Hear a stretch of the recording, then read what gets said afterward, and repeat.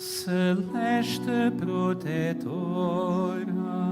que nos traçais a verdade, protegei os servidores da vida nova.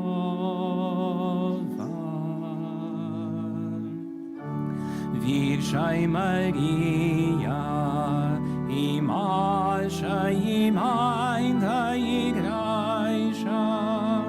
de vós nasceu Jesus, de vós nasceu Jesus. O Senhor esteja convosco. Evangelho de nosso Senhor Jesus Cristo, segundo São Lucas.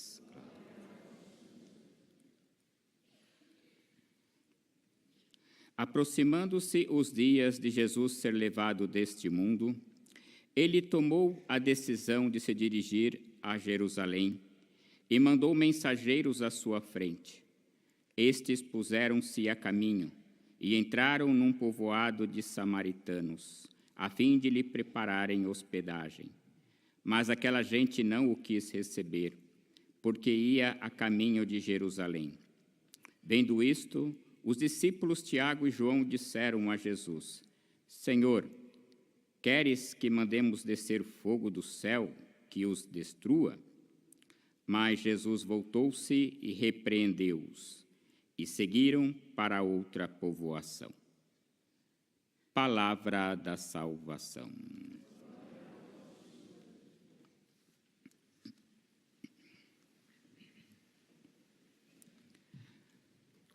Caríssimos irmãos, hoje a Igreja celebra a memória de Santa Teresa, ou Santa Teresinha do Menino Jesus, como nós a conhecemos, e queria me ater um pouquinho à sua vida, pois ela nos transmite um importante ensinamento.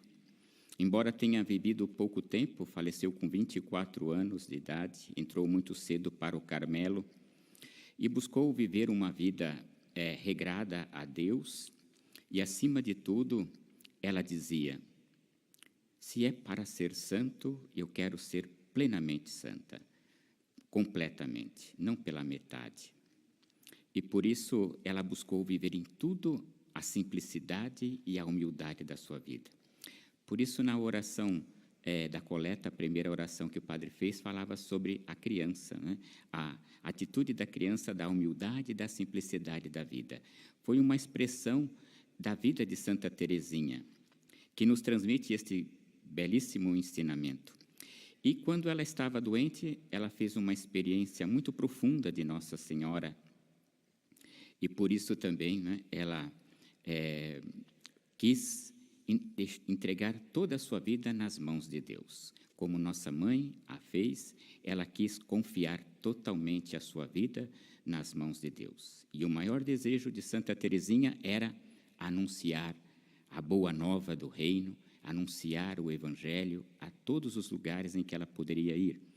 Mas, infelizmente, ela não pôde ir em muitos lugares.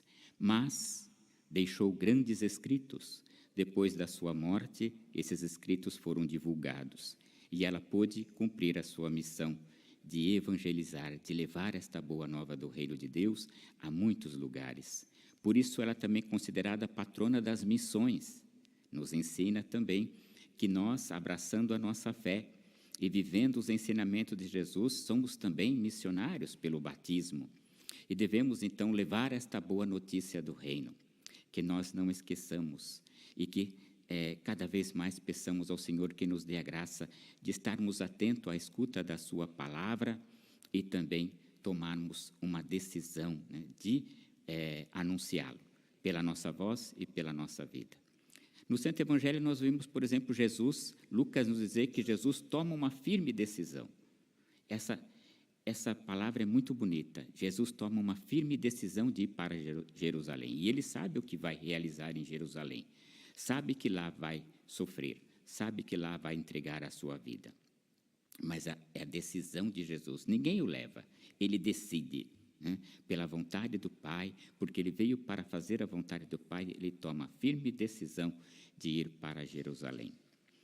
Que nós também tomemos sempre esta firme decisão de segui-lo, atrás dele, né? Para que também, abraçando a nossa cruz, nós possamos seguir. Não o caminho de sofrimento, mas o caminho da entrega da nossa vida, da disposição a entregar a nossa vida em favor daqueles que mais precisam. Porque o missionário passa a vida dando a vida pelos outros, né? Como fez Santa Teresinha. Assim também nós possamos também viver. Tomemos esta firme decisão.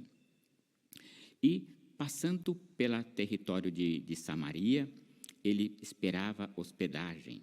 Mas os samaritanos não se davam muito bem com os judeus, tinham uma certa diferenças, eles tinham diferenças, mas quando eles não deram hospedagem para Jesus, porque Jesus fez que ia para Jerusalém, e como eles não tinham um bom relacionamento com os judeus, né, e que Jesus era judeu, então eles não deram hospedagem.